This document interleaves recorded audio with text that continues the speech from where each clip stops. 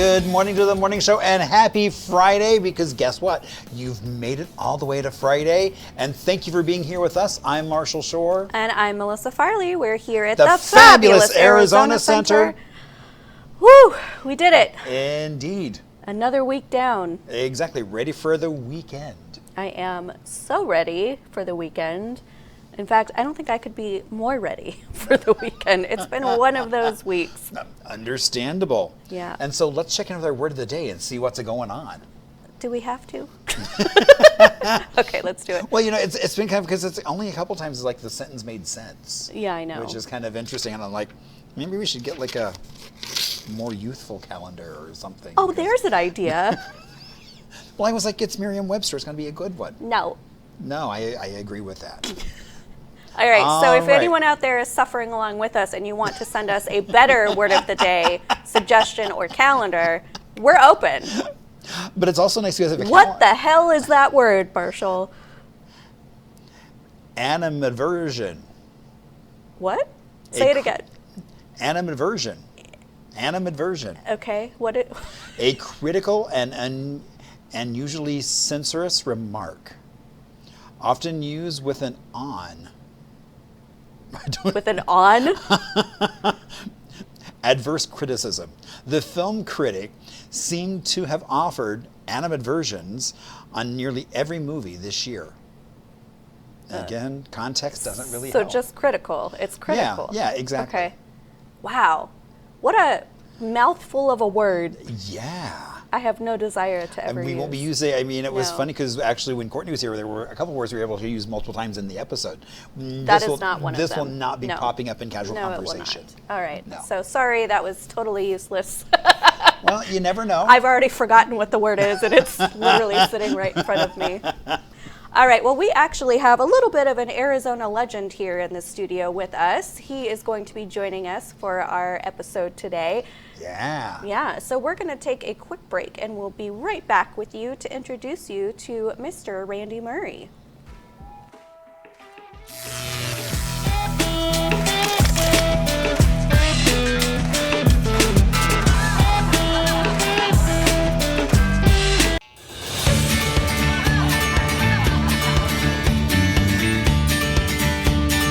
Welcome back to the morning show on this Friday morning. I'm Marshall Shore. I'm Melissa Farley, and we're here at the fabulous Arizona Center. We sure are. And you know what else is fabulous about today? I like how hard you're thinking. You're like, I could go so many different directions. I know. There's some reasons why it's a fabulous day. Well, I was going to say it's because we have Randy Murray here. Hi, Randy. So Randy obviously is from Randy Murray Productions. You're also the president of the Arizona Film Coalition. You're in a really cool space that a lot of people might recognize, but I'll let you talk a little bit about you and what you do. Well, yes, those are it. Randy Murray Productions. My wife and I, Teresa, own Randy Murray Productions, and we got started in '91, so we've been around a little bit. And we purchased first studio in 2001, and it's home to just all sorts of creative people and creative companies, including an art gallery, and it's a very fun place to come on First Fridays, and it's a great place to come if you need an office. We actually have an office available right now, so it's kind of rare. We've been 100% occupied most of those years. Okay. So, and I am president of, in my spare time, I'm president of... Which I'm sure you have so much. Exactly.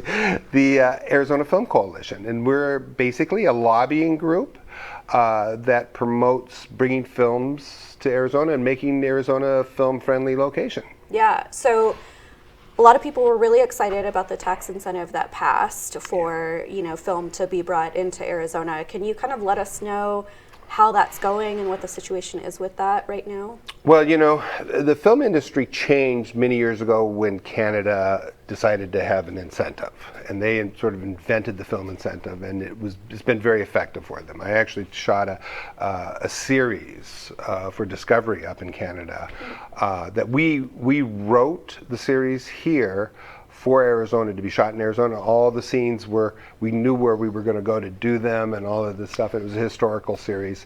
And the network said, no, Canada's got an incentive, Arizona doesn't. Off you go. Okay. And so we ended up shooting in Canada. And another case where that's happened. I mean, that it's like there's so many things that were supposed to be here.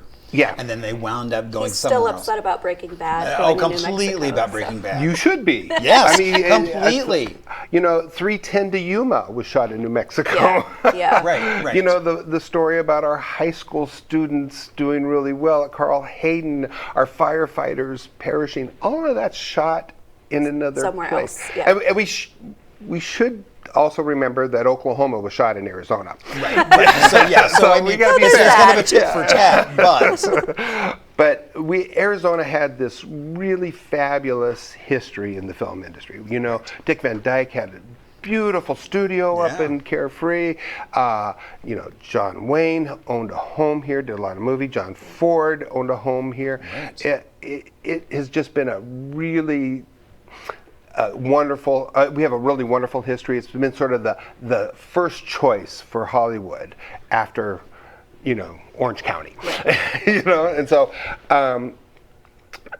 and then that died. When the incentives came around, that went away a little bit, and then states jumped on board with the incentive, and it became the new way to do business, much like the chip industry. You know, if you're making computer chips, you're going to go to Texas because they give you a great incentive. Right. You know, we're the Silicon Desert, not because chips are using the sand here in the desert. Right. You know, they're here because they got incentives. Yeah. And the film industry is the same way. It's just business. You know, they, you know, Breaking Bad, he could have been teaching at, you know, Camelback. Right. And instead, he was teaching at some high school in New Mexico. Yeah. By the way, just a quick story. I worked with art director Marcia, and she worked on the first season of that show. She's a local Nice. production person here. Yeah. But she got lured to New Mexico because we didn't have an incentive. She worked on that show, and the blue crystal meth, was the color blue was her idea. And she's a fabulous art director. And when she got done with the first season, she said, "Nobody's going to watch this show. I'm out." And she quit. Oh my God! Isn't that funny? No. So, but anyway, so there's so many people from Arizona living and working in New Mexico right now because we don't have an incentive. And there's so many tax dollars going to New Mexico, going to Georgia, going to Louisiana because we don't have an incentive. And it's just silly because Arizona is full of great stories, and it's just a great location, has great crews, great actors. It's an industry that's just so perfect for the state, and we're snubbing our nose at it for years and years and years. And finally, a couple of years ago, you know, we got a bill, and just like, you know, everything in Arizona, it was written by the developers, and they wanted to get, you know, developers put up the money to get the bill passed, written and passed, and it is a pro-development bill, not a pro-film necessarily. So they wrote it so that we would build studios. Yeah. So if you film in a studio, it's much easier for the film company to get incentive. Well, just when they passed it, and the industry went through a shift, went through some union strikes, and it's just been a really tough time. And we're just now, 2.5 years later, just starting to get some projects coming in. Right. The Goldwater Institute has sued the state over something called the gift clause, which is unfortunate if you follow politics. I'm familiar with the Goldwater Institute. Yeah. So what is the gift clause, and how are we? The gift clause says the state can't give an industry money for nothing. Okay. Which is very reasonable. Sure, yeah. Yeah. You know, but it's not for nothing. But not for nothing. Much like the chip industry we were talking about earlier. You know, the film industry, they go where it makes the most business sense to go. And that involves incentives, just like everybody, all the other industries. And you weigh those incentives against the return on the dollar for taxes. You know, what is it that you're getting back? How many employees, how many, things like that. Our law, the incentive we have now, is designed, because it was designed by developers, is designed to build infrastructure here. And to build infrastructure, it takes years. Right. And it takes time. So we've taken one step forward on a 20-mile walk. Yeah. You know, and so we're just getting started. So it's really a little unfair to say, wait a minute, you know, you're going to be giving away tax dollars and not getting anything in return, when we haven't had a chance to start to build a studio. Right. We haven't had a chance to build the infrastructure yet. You know, it's going to take a little bit of time. On the flip side, we are giving back to the state. The taxpayers are benefiting a great deal from us, because we're building the industry from the ground up now again. We're crews are getting hired, actors are getting roles. People are coming home. You know, they want to come here. They're coming here. People out of LA are coming here, they're buying homes, and they're saying, I believe in Arizona, I want to be here, you know, and it's really great. So we're optimistic that nothing's going to happen with this thing. But, and I just rock and roll here. I just talk. No, it's good, yeah. Well, I was just going to ask, I mean, is there something that we can do as a community to make sure that it doesn't go anywhere? Yes. You can sign up to be an activist for the film industry. Okay. If you go to the Film Coalition's website, which is afdmc.org, or you just Google the Film Coalition. Okay. And you just sign up, you get to the website and it says become an activist, and you click on that. And we'll send you a newsletter once a month, sort of giving you the inside scoop on the film industry. Okay. Just to keep you engaged. But when something happens, if the lawsuit, for example, does start to take momentum and they end up needing support down at the legislature, we'll let you know. We'll say, hey, here's who you should write a letter to. Here's what you should say. Do it in your own words, but do it today. And then people will send this in. And this is how we got the incentive we have now, because all the volunteers, all the film-friendly people, all the people who support the film industry in Arizona, you know, wrote these letters, and it was very, very effective. That's wonderful. Okay. That's great. So I'm going to ask you one more time, look right into your camera and say again where people can contact to do that. So it's afdmc.org, and that's the website. You go there and you click on Become an Activist. And you just put your information in. We won't sell it. We won't share it. We'll just send you a little information once a month. And then when you're needed, you'll join in with all the other people who care about the film industry in Arizona, and you'll write a couple letters. So it doesn't sound like a lot, but man, it makes a big difference. Yeah. It really makes a big difference. So this is how we, as Americans, really participate in our government. Yeah. You know? Yeah. That grassroots effort of like, okay, here's where we're going. Yeah, here's where we're going. I mean, you know, we all have jobs and we all have our own gigs, but to write, you know, cut and paste a letter, it literally can take 30 seconds. Yeah. And you make a difference. I literally had a politician tell me, says, call the dogs off. I got 6 emails today. So think about it. I mean, 6 is like just really changed that politician's perspective. Wow. Okay. Yeah. Wow. So if 40 of us do an email, that's expectation setting right there. Yeah. Because No, I was right like, there. oh, they probably want to see like 100. You know, like no. 6. Okay. It just tells you how impactful you can be. Right. You know, as somebody who cares about the film industry. Yeah. Well, such a great reminder and information. Thank you so much for sharing about that. And as you know, this is particularly close to my heart, to Marshall's heart. So if this is also close to your heart, we do ask that you get involved. And Randy is obviously a great resource on how to do that. So thank you so much, Randy, for being with us today. Thank you for inviting me, and it's so nice to see you guys. Yeah, nice to see you too. Congratulations on the show. Thank you. We're going to take a quick break. We'll be right back after this with your things to do, some history, a lot of and good more stuff. shenanigans. More shenanigans, per usual.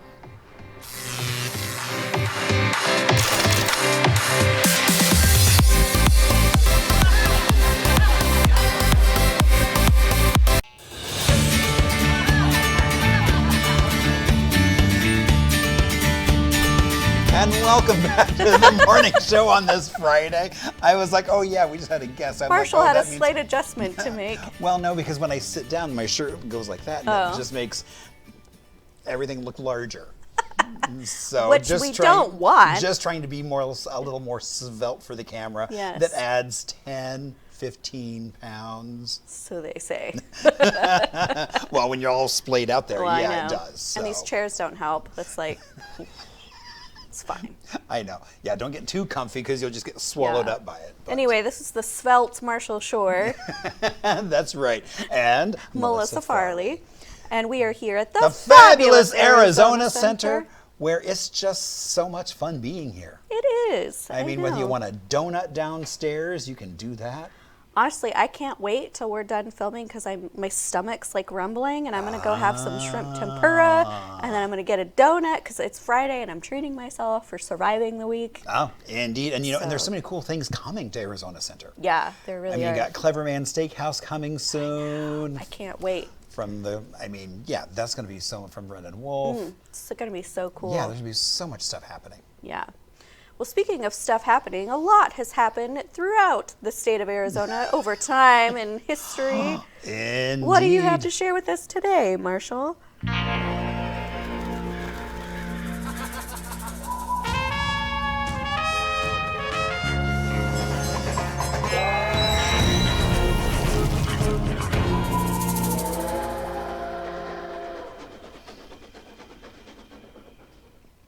All right, so today we're going to go down to Bisbee. Ooh, I love Bisbee. And so if you've ever been to Bisbee, kind of over at the Shady Dell, there's an old cemetery. But that's not the first cemetery. Oh, okay. The first cemetery was in town, and in 1906, the cemetery committee announced that due to a donation, they'd be putting in an iron fence. It's now a city park. And if you've been to Bisbee, you'll notice that Bisbee's a lot of hills. Yep. And so you had a cemetery with folks buried in it on top of a hill, Yep. and they eventually had to move everyone Yeah. because I bet. that was not a good, the water running downhill Yeah. was not a good thing. Fun. And so now it's a city park, and now the cemetery is evergreen a little further on out of town. Yeah. But it used to be that city park, that was the first cemetery right there. What a hard lesson to learn. Yeah. You know, it's not a mistake you make twice, though. No, it is not. You're like, hey, what are we doing? Oh yeah, that's what we're doing. Not a good idea. Yeah, we won't at do that again. all. That's funny. Yeah, no, Bisbee's so great. I know we've talked about it on the show before, but definitely give Bisbee a visit if you have not before. Yeah, I'm always amazed by I've never been there. It's on my bucket list. And I'm like, well, then go. Go. What are you waiting for? It Just is so much go. fun. Yeah. Speaking of fun, Oh, we have fun things to celebrate. That's right.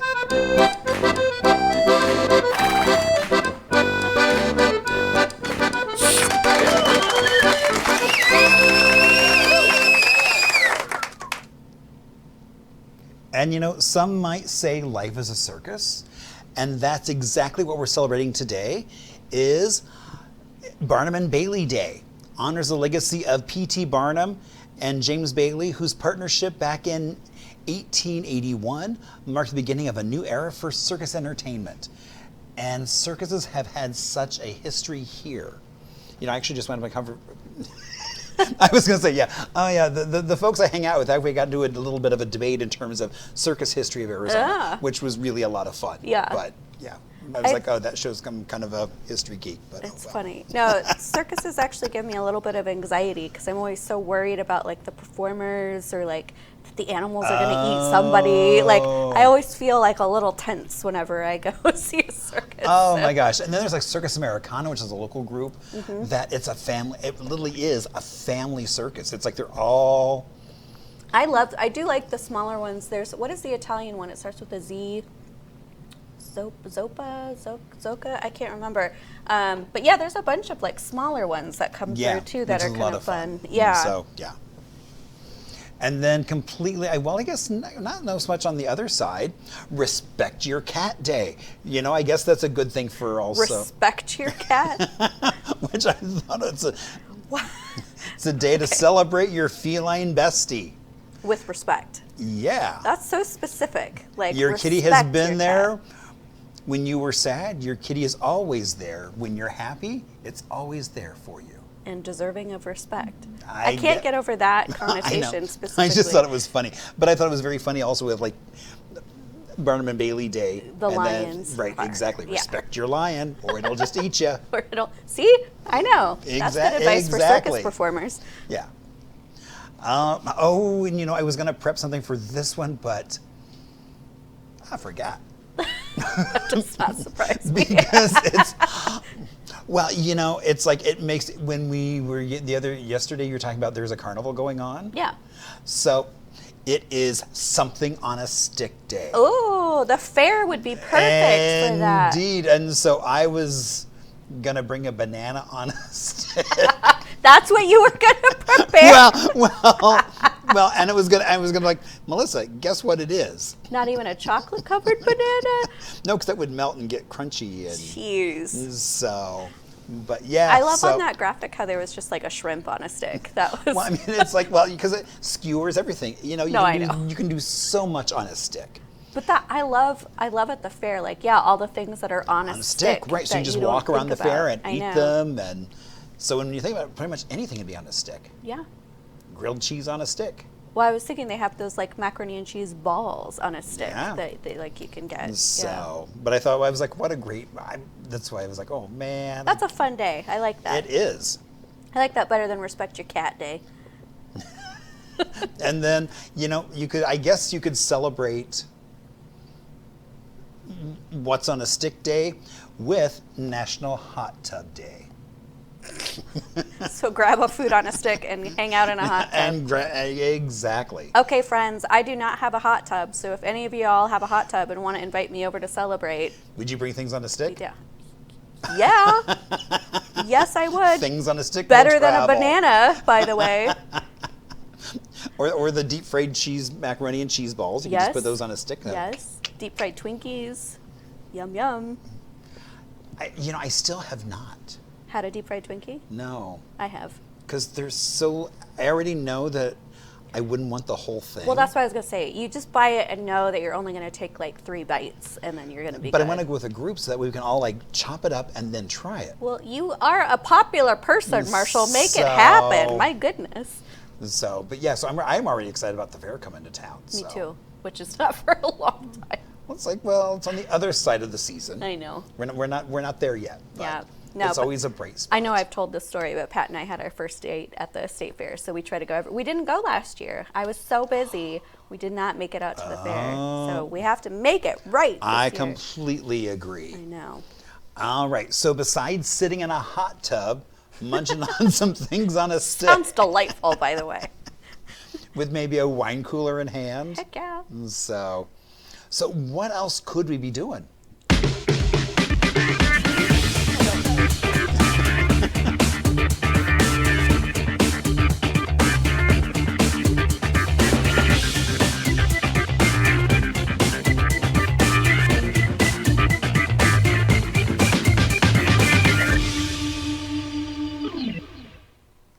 All right, so our first thing was actually sent in by a viewer, Mark Young, and it is the Once Upon a Time the Azura Gala at the Phoenix Children's Museum at 6 p.m.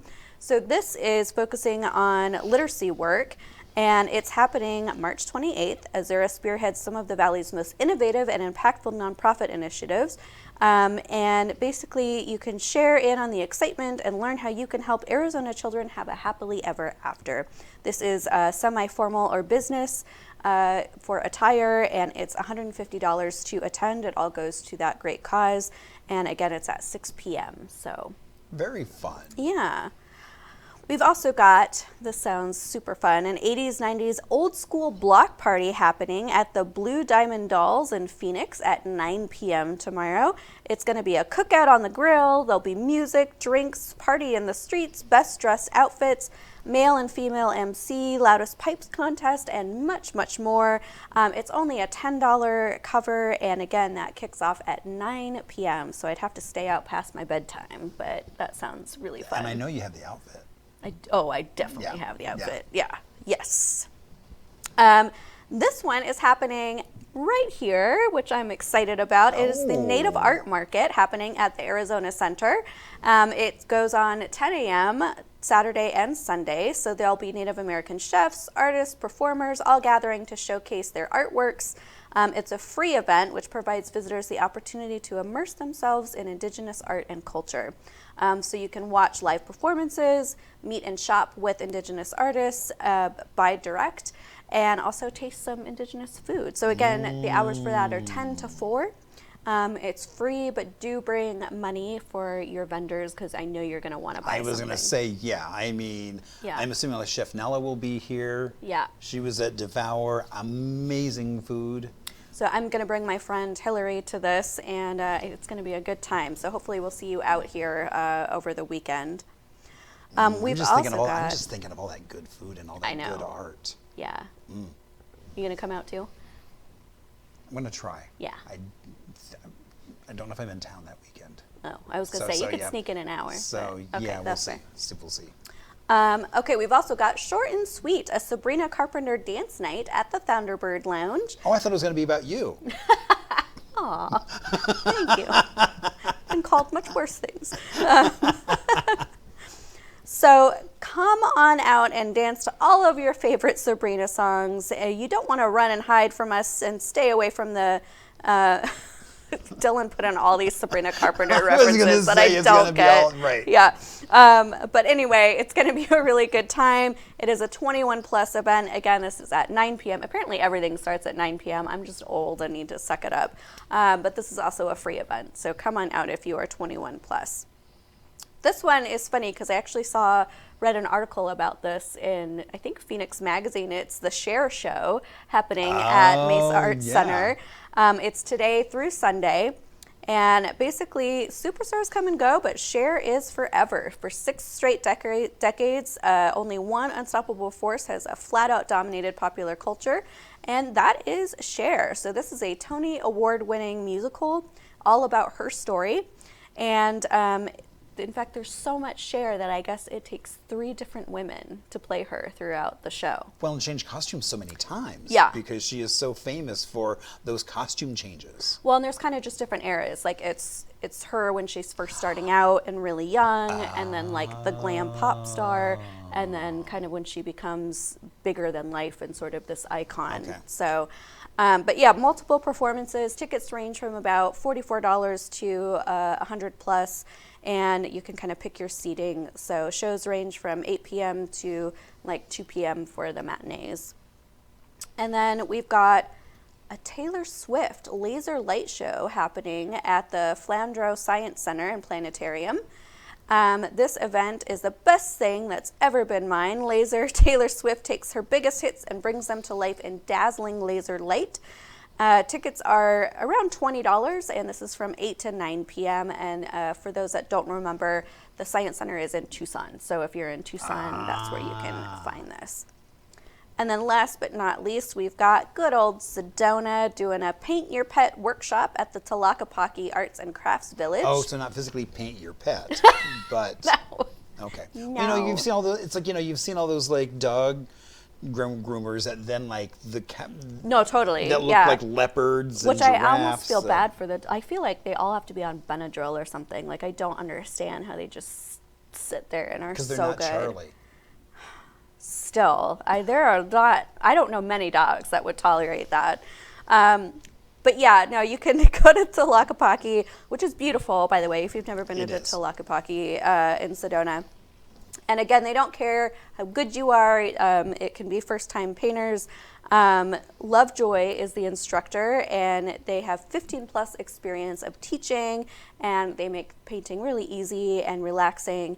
It's so funny because Pat and I did that, not in Sedona, we did it in Chandler for a friend's birthday party, and Pat hated the way that his painting turned out so much that like the second we got in the driveway, he just like opened the trash and jumped in it. I was like, Patrick! He's like, no, that is seriously the most hideous thing. But anyway. Did you go get it out? I wanted to, because he made the dog blue, which I thought was really cool. Well, you know, I mean, there's that whole artist in New Orleans that was built a whole career on making the dog blue. Yeah, I know. So. I don't know. But anyway, don't be like Pat. Love your art, no matter how it turns out. It's $89 per person. You can either do a 10 a.m. to 1 p.m. session or a 2 to 5 p.m. So go have some fun and paint your loved little puppy in Whatever Sedona. color you want. Whatever color you want. I have mine still hanging in our bedroom, the one that I did of Lucy. So I still have mine. Okay. Let's wrap things up this Friday with some birthdays. That's right. It's your birthday. Jump up, go have a great day. Everyone has come to see you. Make a wish and hope it comes true.